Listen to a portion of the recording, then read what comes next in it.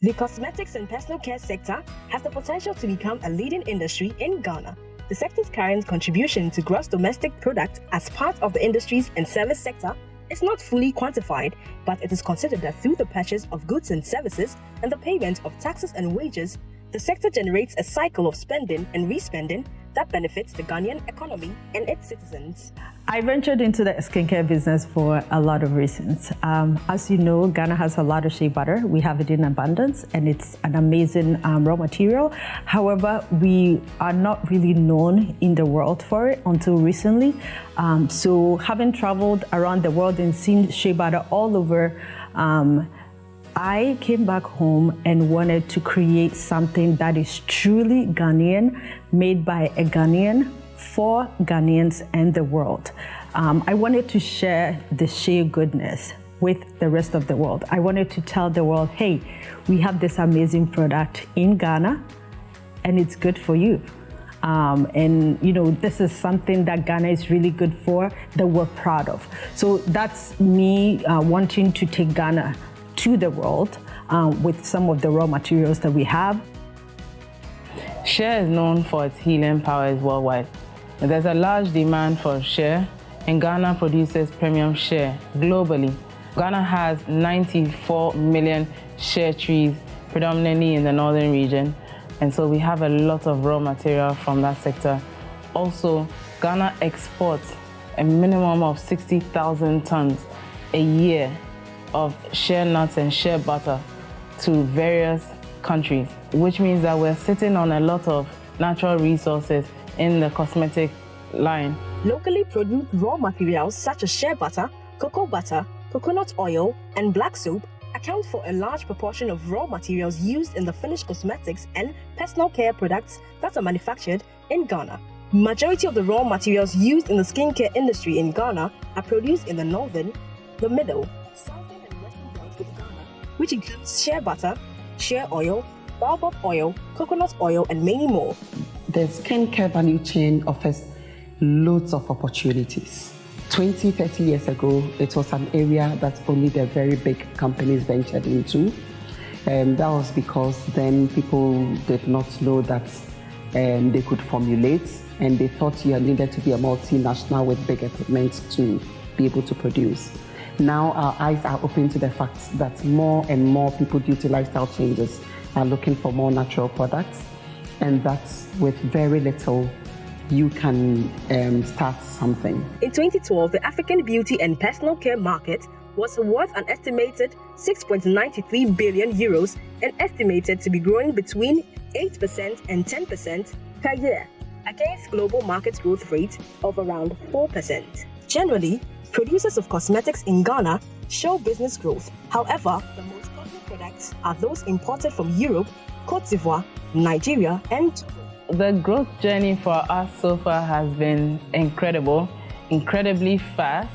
It's because we're in September this year, we turned a year old here in Ghana, and we got featured this year 2 times in British Vogue, 3 times in British GQ magazine, which for us was, outstanding. The organic personal care ingredients market is projected to grow 5.5% a year from 2018 to 2025 to reach $11.1 billion by 2025. Globally, the natural cosmetics industry is increasingly becoming very, very attractive. This is because the world is going green, and then everyone wants a very healthy and safe cosmetics on their skin and hair, and so they are looking out for genuine, organic and all natural cosmetics. The skincare value chain in Ghana is still young. However, it is developing, and the future looks very, very great. I say this because I have identified a lot more organic and all natural cosmetics ingredients that are locally cultivated, and these ingredients are being underexploited. We need to explore more on this field, add great value to this product, and then make them fit for the international standard. Investments have to be looked at very carefully and critically, I think. A few years of running Kaime and my views about investments have changed for the better, actually. Just in a short form, investments will obviously bring, for me, good things for Kaime because we're at a stage where I think we've really nailed down what it is that we are, what we believe in, what we're producing, the kind of clients that we're really serving. So I think for me, for the company, for my employees, an investment will be a great boost for us. And we're looking for specific investments. We're not just looking at money.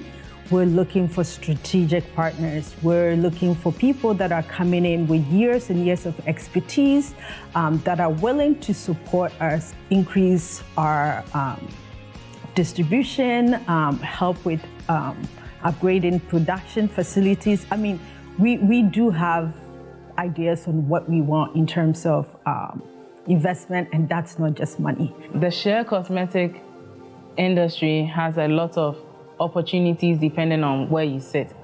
We'll start with the pickers. We don't pick as many shea nuts as produced by the trees. Shea grows wild and it produces a lot of nuts. Our pickers are not able to pick even a third of the nuts that are produced.